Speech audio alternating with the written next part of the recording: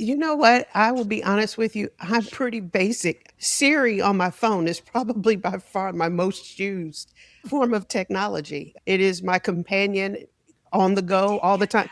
Uh, This is what happens when you have your phone sitting right next to you. She's chiming in. She's like, yep, that's That's right. going to be the sizzle reel. That's the sizzle reel for this. There you go.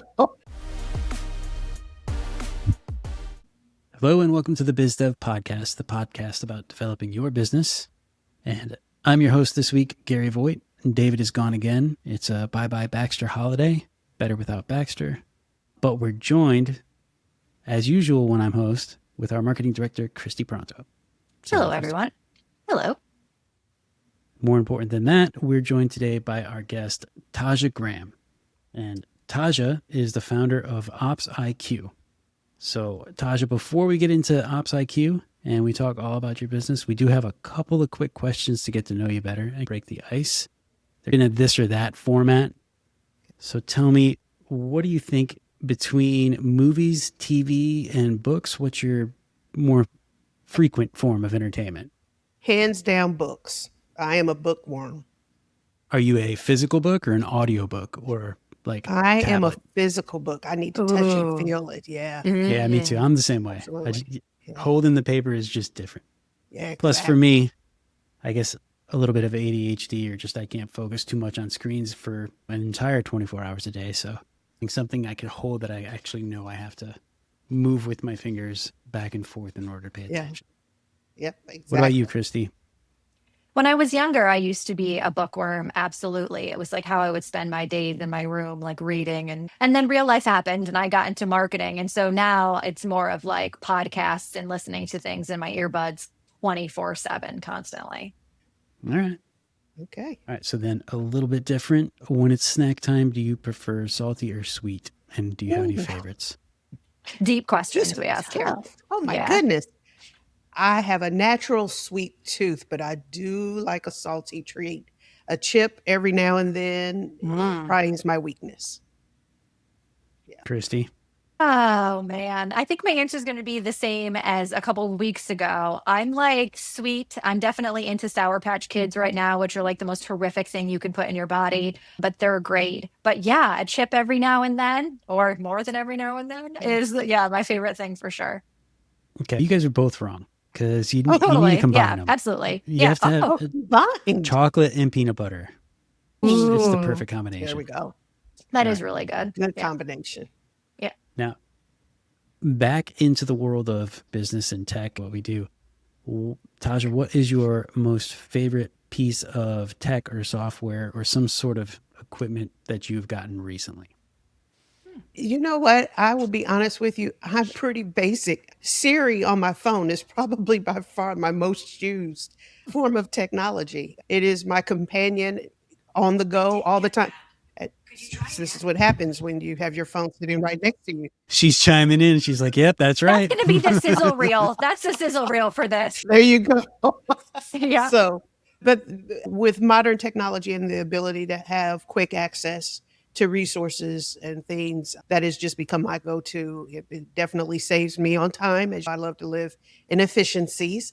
That by as far as my best one. Well, hopefully Siri's going to be getting a lot better soon with the integration from the new LLMs that Apple's having. But have you using Claude or Perplexity as your assistant with the voice mode? Oh, absolutely. Even within our platform, we utilize those options to helping us to build efficiencies within the platform itself. So I'm very accustomed and adapt to using what is the OpenAI to support both myself personally, but also just in the business. Yeah. Yeah. You can't avoid it nowadays, no matter what you do. Yeah. No. I've gotten really good at writing emails now. Yeah. That's really funny. Yeah. I've got really good at half writing and then clicking proofread for me, finish the draft. Yeah, right. Make better with AI. All right, Taja, I promised we would wrap back around to it. So please tell us a little bit about Ops IQ and what you guys do. Yeah. So Ops IQ was a creation of mine in working with a lot of founders that find themselves stuck in this place of, I want the growth, but I don't have the structure or my team doesn't understand the expectations to delivering to the growth that I want to see happen. So they oftentimes come to us to help bring clarity and structure in that. Sometimes you think of it as just as simple as a standard operating procedure, but really what it is that we bring full scope clarity into how they look at prioritizing that growth over time. And so it's not just about having the resources and the documentation as much as it is having a curated C suite of advisors, everyone from finance to legal, HR, that work within the platform and helping you give that guidance in the right way so that you can prioritize it and really start to see that scaling both in capacity as well as revenue growth is what we ultimately provide within the platform. Yeah, we talk to a lot of startups and founders that are just still in the beginning stages of their business. So they're so small, trying to scale.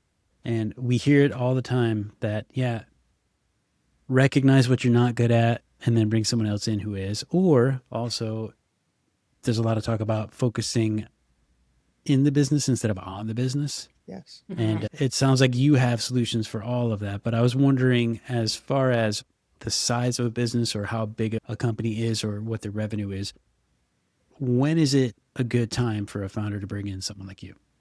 So I look at it in two ways, right? You can look at it in the fact of where you want to go, what you hope to see happening in the next 30, 60, 90 days, or you can express it to, hey, I'm at that break point right now that if I don't do something, we're going to lose ground and momentum. So ideally, the platform is built for a growth minded founder. So it is definitely that CEO that's probably very dependent, the business is dependent upon them in operations, but they're probably somewhere in that sweet spot of 500,000 to 5 million in gross revenues. Some want to start earlier than that. And so we open the platform to allow for that as well. But ideally, that's what I call the missing middle. They are just big enough where they know they need that infrastructure, but they're not big enough where they can actually build out their own fractional C-suite of advisors Right. or even just that independent fractional that can help them along the way. Yeah, that seems to be another, I'm not going to call it a buzzword, but I will say it's definitely a trend, is more of the fractional components Yeah. of businesses, especially for startups and smaller. Now, when you offer fractional services, do you have different tiers? Do you have just, okay, if you're a small business and you only need a couple of things, we can provide you this and this. But then if you're just stuck and you need to know where to go from here and you need a lot more, then, there's more we offer with this and this. Yeah. So within OpsIQ, the platform itself, it is a little bit more of a DIY approach with some accountabilities and advisement within the platform with those advisors that I referenced earlier. If they're needing a little bit more nuance or detail, customization specific to their business, then we do offer them what I call some referral partners. A lot of times, those advisors that can come outside of the platform at whatever their price point is to supporting you in that. So if you need a full fractional CFO, for instance, working with Omar Ritter, who's our advisor in the platform and finance, he then can come out and support you at whatever that level is that you're in need of. We don't then create a hindrance or a roadblock for those founders to get the support that they need. It just will not always be specific within the platform, if that makes sense for you. Yeah. Yeah, no, that seems like a good option.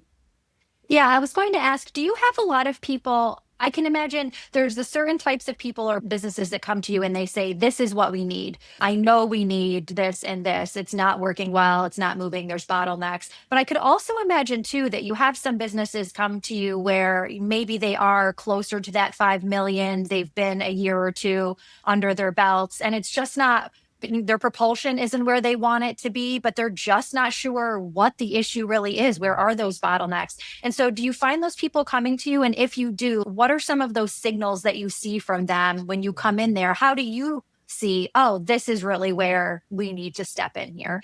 Yeah, absolutely. So we always start with an assessment. It's an 11 question assessment against basically 7 to 8 different disciplines of operation. Wow. And based on the assessment, to which that founder would get a summary report first and then a full report that gives them complete focus guidance on here's where you should start. This is where you should pay the most attention, prioritize these things, and then streamline it out from there. So it really helps them to identify really where those pain points are currently, and Okay. then looking ahead where, based on your industry standard competitive landscape, here's where you should look ahead over the next 12 months to 3 years even. What would you say is the biggest? I'm only thinking of this because I'm thinking of ourselves a little bit, the conversations we've had internally. Is do you find it that the bigger issue is that people cannot come up with the plan, but then they can execute it well? Or that they can come up with a plan but can't execute it well? Is it one or the other? Which do you think is the biggest hurdle that people have, the planning or the executing, or You both? it's a combination really of both. Yeah. Unfortunately, you would want to say it's all about the execution, but oftentimes the execution, the inability to successfully deliver on the execution is because the plan wasn't well drafted. We really Oh, don't know interesting. what those gaps are. We haven't really identified them. There is this, what I would say, pretext of what the problem is, but what you need is someone or a process that will allow you to dig deeper so that you Hmm. can get clarity around what that is, right? And once you Hmm. have that, then that plan can be executed upon. But oftentimes it's really lack of understanding of what the issue truly is first. That's interesting. Yeah, I can totally see that. Like everybody has the greatest intentions coming up with the processes, and sometimes I know in the past with Big Pixel, we'll come up with ideas of processes, and sometimes we'll just go off the rails with processes that are way too elaborate for anybody to follow, Yeah. or they're just way too, I guess, succinct and concise that it's almost like, why is this even a process? Because it's Exactly. too dependent on someone just doing one thing over and over instead of the group of everybody working towards the same goal with the processes. Saying Mhm. processes is a lot. But My Well, favorite word, I processes. will Yeah, I love it. say I love it. One of my faves. it did take a little bit of time, but you eventually do morph into a system that works. And now, if a company doesn't have that time or they're just not getting it to where it is morphing the way they want, I'm sure something like what you guys provide is probably the way to go. Have you also taken cues from, I guess, popular business books and stuff? Because I know one of the business books that Mr. Baxter, who's not here, bye bye Baxter, made us read was Traction. And he tried to take a absolutely. lot. I guess that's one of the It is pinnacles. one of the fundamental books that I have and resource all the time, Oh, good. as a part of any of my consultations that I've given to clients over the years. But yeah, I read a lot of different books, business books. And believe it or not, I read a lot that are centered around the human capital of your business, the talents that you have within the business, Hmm. because oftentimes it's not just about the process, right? You can lay Right. down the Yeah. best process, but if the talent isn't aligned right in the right seat to providing the execution of it, then that's the bigger problem. And For sure. oftentimes I talk to clients all the time, are you really hiring for a very technical discipline, or are you hiring for an impact outcome? They are very different. And that oftentimes gets lost. And so I do a lot of that human capital resourcing training that aligns and supports as well. I look at it in three buckets, really. I look at it in the technical aspects of the business, so what the tech Mhm. stack looks like, how it then functions into the process, and how the people alignment also supports that. So it really has to be fundamentally all three of those things at the same time.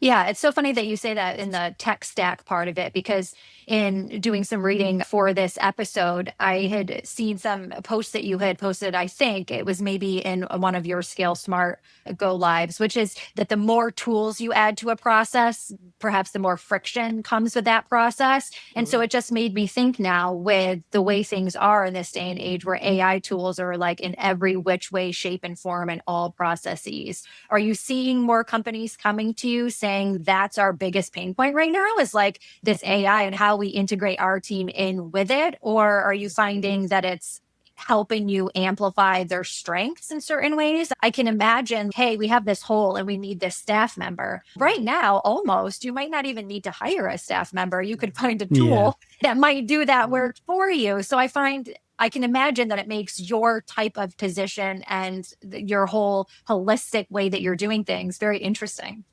No, absolutely correct. Oftentimes, the biggest pain point is I have upwards 10 plus different tech stack Yeah. touch points. Yep. None of them are integrated. I Yep. don't understand how to make use of any of them. And this is coming from Yeah. the owner, right? I made this Right. purchase because such and such back in print needed it. Yep. And we don't understand then how to make sure it talks to production or Yep. vice versa. Yeah. So it's first and foremost that way too many tools that they're Hmm. using and not resourcing them the right way. And then to your point, you're correct. A lot of this could be automated with technology specifically. We know this, right? Yeah. It Especially can this be year. so Yeah. that you Yeah. should be really Yep. testing yourself against processes and systems more frequently. Totally agree. Yeah, that's the cycle of audit and implementation.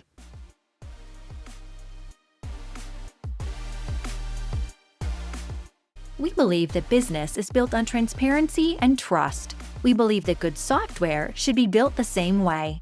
Big Pixel is a 100% US-based, fixed-fee, custom software design and development agency built on transparency and passion. No offshore handoffs, no surprise invoices. Just a team that treats your problem like it's our own.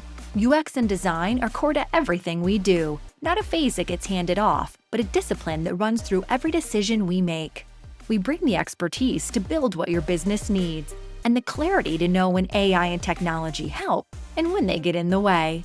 We provide our clients honest assessments of where they are and how they can get where they want to go. Your idea deserves the right team. Let's talk, plan, and create something that truly works for you. So, Taja, how long ago did you actually start this business? Yeah, so it's interesting enough when you're Yeah, in I the saw you thing- transitioned. It was I like TMG did. Consulting, and then it became like Ops IQ, Ops and your IQ, socials like blew up. And I was like, oh my gosh, like you've got the smart scale execute, you got your live, you've got your team. I was like, this is zipped up and on point. I was like, oh, this is great. I appreciate that. And so I built Ops IQ, believe it or not. It's something that I consult with founders about often is what's the exit? What's your plan? Yep. Is it that this will be legacy? Is it that you intend to sell? What do you really Right. want it to be? Yeah. And so I wanted to challenge myself to thinking differently about how I showed up in business. So yeah, it started in consultancy and it still does. TMG Solutions Advisors, which is the division that OpsIQ sits as a division of TMG. It's still a consultancy and I still have clients that I work with in fractional space and have continued to do that work. But I wanted to challenge myself with something that I could build that would be an exit strategy that I would look to sell. And so I built the plan backwards for that. Yeah. So that is Yeah. how OpsIQ really functions. People say to me all the time, yeah, I go and look at OpsIQ, but I don't see you anywhere represented on the platform. And I'm like, that's by design. I did it that way because I intend to sell it at some point because I believe in the concept. I believe it solves a pain point. It has a viable marketplace. And if you look at Yeah. the trajectory of business, small business will continue to grow over time just for many of factors. So that's why you see what is now OpsIQ. Believe it or not, it is still in its infancy stage. We launched it really back in January and it continues to Oh, grow wow. both That in is very quick. individual Yeah. subscribers. Yeah. but That's impressive. Yeah. Thank you. Thank you. Now, we were under development for quite a while in tech. That is to be expected. But yeah, so this is the first of two platforms we will hope to launch under TMG Solutions Advisors. The second one we are going under currently under development with will be a complement in all things sales and marketing. I felt it important Ooh. to pull that out of what is OpsIQ and make it a Yeah. standalone product of itself. So I'm really looking forward to that as a founder now that being able to develop yet again another platform. So I reside here in the Queen City, Charlotte, North Carolina. And it was important to me for two reasons. One, if you looked at my socials, you'll see that a great deal of my time had been spent in my home state of Indiana. I'm originally from Indianapolis, Indiana. I use my social space to be able to build my community relevant also now in Charlotte, but more so importantly worldwide, because Ops IQ is such a national platform, right? So I Right. knew I needed to scale up my presence there, and that's been Right. important to me. Doing my podcast Scale Smart Live was another way for us to demonstrate thought leadership, not only Yep. just about myself, but the different guests that I would have on the show, mostly those being the advisors that serve in the Ops IQ platform. But then I would have on different talking points also, just relevant in business overall. But I do spend a lot of time, I'm grateful that you noted, in the socials, building thought leadership, giving a space Absolutely. for founders to be able to express their concerns, what they're challenged with. It's a good testing ground for us as we then pull it back Absolutely. into Ops IQ, our capital readiness campaign right now, as founders are looking to get series funding or lending, helps to equip Omar in coming up with good content in the platform. So I'm grateful that we were able to create such an ecosystem utilizing LinkedIn primarily, but we're also on Absolutely. Facebook and YouTube and Instagram as well. Very cool. Okay. Yeah, it builds the trust there with your audience before they even come because you have all your advisors on there. I loved it. Yeah, thank you. You're welcome. Two things I'm noticing, it's Ops IQ is going to lead the way for other businesses to be successful. You seem to have jumped in here pretty quick without any stumbling blocks. Like you had your socials already done. That can't be 100% true. There's probably a couple of blind spots that you hit or a few bumps in the road No, what are you talking as about? the development happened. What have you learned about yourself as a founder with this? So what I have learned quickly about myself is I'm highly competitive, and I set very aggressive goals, both for myself and for the team. And even as we were under development of the product, of the platform, I was really pushing for a deadline that I thought, I was like, surely you can deliver at this time. And quickly, Terry, who is the developer, and her team were like, if you want it done right, we need to slow it down. And so I had to be willing to be patient in the process. And as we look ahead to this next development of our next platform, I'm being mindful of that and just setting the right expectations for myself and not being so competitive in it is one thing, one of the biggest things that I have learned. The other thing that I've learned very quickly, obviously, is that you got to practice what you preach. And so as we were building out Ops IQ and starting to standardize processes, right? From how subscribers come into the platform, how they are welcomed, what it looks like amongst the engagement with the advisors, I had to quickly start to address the process, the systems we would use Right. internally, right? In that, so building out SOPs right away so that everyone knew exactly how to work within the platform, from the advisors to the developers to our content people. All of it has to work in a seamless process as much as possible. And I have to be, again, flexible that things need to change. So we change a process so that it helps us to make certain we don't run into roadblocks. Yeah. Yeah, I've been feeling that a little bit. I think Gary and I collectively have been feeling that a bit. Big Pixel and with our new product, Tila, that we're launching, are both going into huge growth trajectories over the next 3 months. And so we have big plans for all of that. And so because we're such a small group, we do share what we're working on a lot, but we are siloed in a sense where it's you're doing your work in your corner and you're getting it done and bringing it to the team and all of that. And so because of the systems that we're trying to build to move forward, get these things off the ground, we've had to come together and merge those processes a bit. And then Gary and I laugh all the time. Like Gary lives and dies in ClickUp and loves it. I don't know if he loves it, but he lives and dies in it. And he probably doesn't love it. I use that as my source for he uses letting that me to know everything I have to do. I don't absolutely. love it, but And so I'm like not that at all. Like I have checklists for checklists and post-it notes for post-it notes and like everything, but we both are very productive and efficient and we get everything done that we need to get done. And so merging that has been really interesting and very humbling, is that it's not so much that we aren't leading ourselves towards the same process or that we have the same process. It's that we also need to be respectful and mindful of each other's processes and melding those together so that things actually move forward. Right. And so we've been moving at a very fast pace recently. And that's one of the things when I reflect back, I'm like, of all of the things that I had to learn for myself is, not everything can be the way it works for you, right? It has to be the same. And you would think that would be something that you would just know off the cuff, but it's not. And then you don't want yourself to be a bottleneck to someone else's effectiveness and productivity either. So those processes have been very interesting to implement. But now that I've got the hang of it and what he needs and what I need, and we are well to communicate with one another and have that respect there, you can feel the momentum. And then that momentum is very infectious. And then you can move towards that. Yeah, I don't know if that was a question, but yeah. No, I share this all the time. It's a team dynamic, right? In any sports, I use sports analogies all the time. You build a play, right? You're sketching out a play. You're putting the right players on the floor in the right places for them to be able to make impact. That is no different than in business, right? True. The play is the SOP or the process. You're going to get the right team members in the right place on the floor so that they can make impact. And it does build momentum, right? People get excited because they see the wins, they see the shots being made, and they're like, okay, I want to do it again. But you also have to give space. And if you ever pay attention to coaches, they're going to give space for that quarterback or that point guard to make a decision in real time, right? Here's the play we drafted.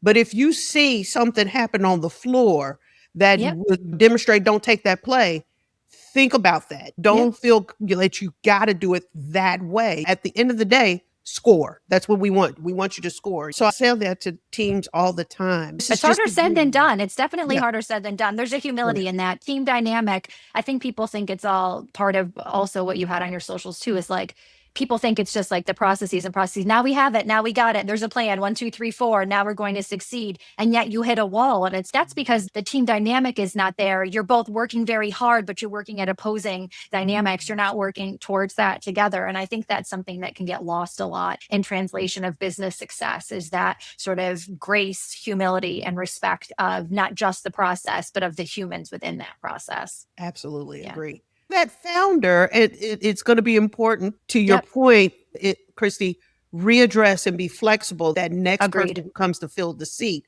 might not do it 100% the way that Gary does. Really, the reason that we're doing that is because we have other outside teams coming in, taking a peek at what we're doing, right? And we've just never held ourselves accountable to those processes that we do ourselves, so that you can even demonstrate the enormity of work. When we tell people, it's one person doing this and one person doing that, they're like, what? And we're like, because it's just an engine that keeps moving. And so it's been a very interesting process to then break all of that down into the minutia of what makes that engine move forward, which I think is really fun and interesting and part of what you do as well. Yeah, I love that. Absolutely. Yeah, me too. And giving you guys the autonomy to making it your own. I think as a founder, that is a huge benefit, because then you have more buy-in to the process, you know. And that's exactly with yourself. I can see how people would think, I don't want a fractional person to come in and tell me what's wrong with my company or what needs to get fixed. But then in the end, what you have is so much more power within what you're being given. You're giving them the opportunity to then take it to the next level and own that productivity and efficiency. All you're doing is just, you're like that tool that's coming in and amplifying or editing what they have. So it's definitely a huge value add what you bring. Yeah, in the fractional space, my whole goal is to get the vision out of the head of that founder. And what they do, the secret sauce of how they've made the business work, so that it can be delivered at the hands of those that they have employed at the end of the day, and that we make the right decisions in who those next hires will be. That is the goal. That's the confidence that I look for the founder to have in me when they bring me on board. And it's no different than what we provide in OpsIQ. It's all bringing that out of their minds and getting it in a place where it can be very structured and functioning. Okay, Taja. Now, Okay. you've helped founders, you've built a platform to help founders, and you are Yep. a founder. So I need from you 3 pieces of advice that you would give a founder. We talked about some of these. We did already. Yeah. Yeah. One is the moment you see a process happening, write it down. Don't let it live in your head. Write it down, as minuscule as it might be.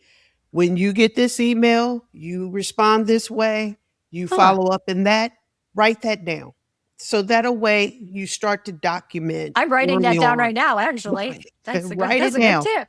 Oftentimes founders, just funny enough, and I won't take too much time. I was talking to someone yesterday that was referring me about someone who's in the mortuary business.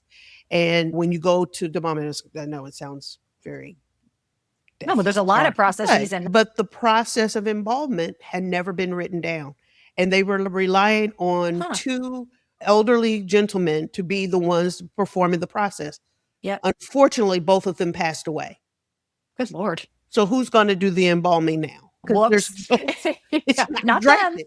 Yeah. And so I just was stuck on stupid when I heard that yesterday. I was like, "Of course, you gotta have that, right?" Yeah. So write it down immediately. That's my first. Number 2 is be open to discovery. You asked me about reading books. You asked me about certain books that I've read, but I also find a lot of discovery in different groups that I'm a part of or different socials that I read on LinkedIn or other platforms because it gives me a diverse understanding. And Yeah. that's important in business. Although I'm in the tech business and I've been in the consulting business, there might be another business dynamic that I look at and say, I can draw from that and make what it is I do in tech even better because of what I see in that business. So be open and diverse to discovery and where you find that at. I think is another point that I would say. And the last one, and I've learned this early on, is you got to know your cash. You got to know the cash is king.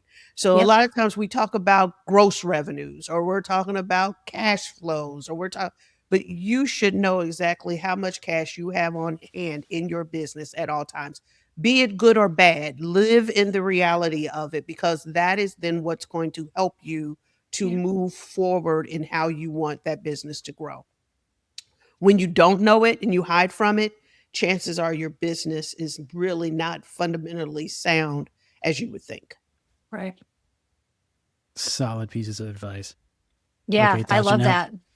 if anybody wants to learn more about you or learn more about Ops IQ, where's the best places to find you? Find us on LinkedIn. That's definitely the first and foremost. You can find me there on LinkedIn, Taja M. Graham, easily found. And then OpsIQ has a company page also on LinkedIn, but also feel free to visit us at opsiq.biz.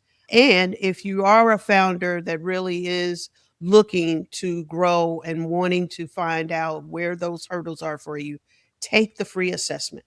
It's going to give you a baseline so that you can see exactly where you are and what you might need to do to quickly get the results you're looking for. Awesome. And we'll make sure that those links are put in the show notes as well so you guys don't miss them. Thank you for having me.